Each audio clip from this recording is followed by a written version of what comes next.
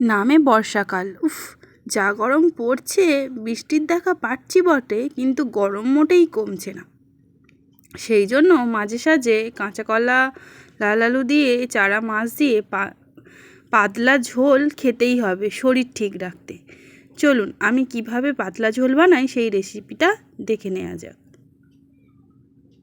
নমস্কার বন্ধুরা, আপনারা দেখছেন স্বাদ বাহারের রান্না। নতুন নতুন ভিডিও পেতে অবশ্যই সাবস্ক্রাইব করুন মাই চ্যানেল স্বাদ বাহারের রান্না। তো চলুন আজকের রেসিপিটা পুরোটাই দেখে নেওয়া যাক। এই জ্যান্ত মাছের ঝোলগুলো বানানোর জন্য কিছু টাটকা সবজি প্রথমে খোসা ছাড়িয়ে টুকরো করে নেব। তার মধ্যে নিচ্ছি কাঁচা কলা, লাল আলু, গোল আলু। কিন্তু যাদের কোষ্ঠকাঠিন্য আছে তারা কাঁচা কলাটাকে অবশ্যই এড়িয়ে যাবেন, তার পরিবর্তে ব্যবহার করবেন পাকা কলা। রান্নাতে নয়, খাওয়া দাওয়ার সময় কাঁচা কলাটা বাদ দিয়ে রান্না করবেন। আর যাদের কোষ্ঠকাঠিন্য আছে অবশ্যই তারা বেশি বেশি করে পাকা কলা খাবেন, তাহলেই হবে।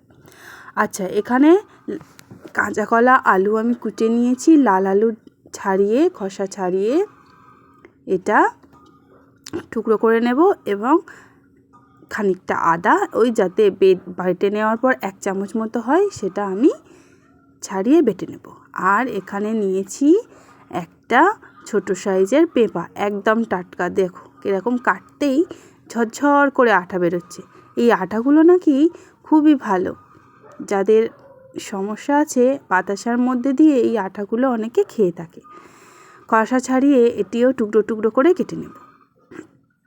আপনাদের যেমন পরিমাণ চাই তেমন পরিমাণে সবজি দেবেন, কারণ খুব বেশি সবজি হয়ে গেলে ভালো লাগবে।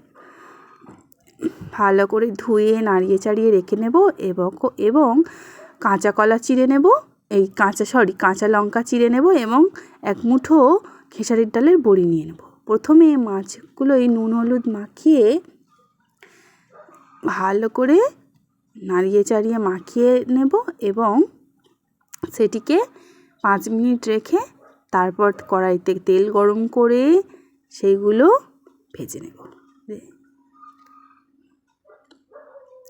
তেল দেওয়ার পর কড়াইটা ভালো করে গরম করে এবং তেলটিকে ভালো করে গরম করে তারপর মাছগুলো ছাড়তে হবে। না হলে মাছগুলো কড়াই গায়ের মধ্যে লেগে যাওয়ার সম্ভাবনা থাকে, ফলে মাছগুলো ভেঙে যাবে। আর মাছগুলো ভেঙে গেলে তো স্বাদের হয়তো পার্থক্য হবে না, কিন্তু গোটা গোটা মাছ পরিবেশন করার পক্ষে তখন অসুবিধা হবে। প্রত্যেকটি মাছ লাল লাল করে মুচমুচে করে ভেজে আমি তুলে রাখছি। এবার ওই মাছ ভাজার তেলে খেসারির ডালের 1 মুঠো ঘরে বানানো বড়িগুলো দিয়ে দেব।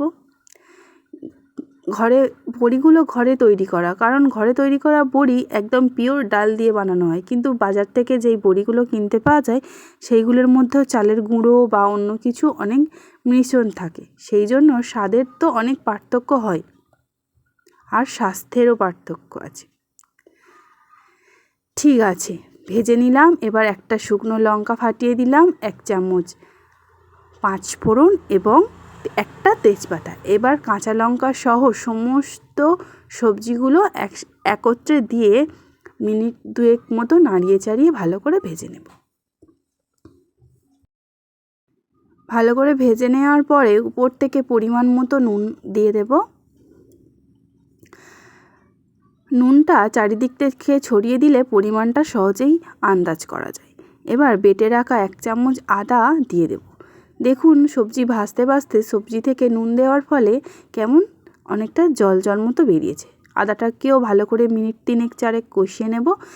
এবং উপর থেকে খুব বেশি না, অল্প পরিমাণে 1/2 চামচ মতো আমি এখানে হলুদ গুঁড়ো দিয়ে দিলাম।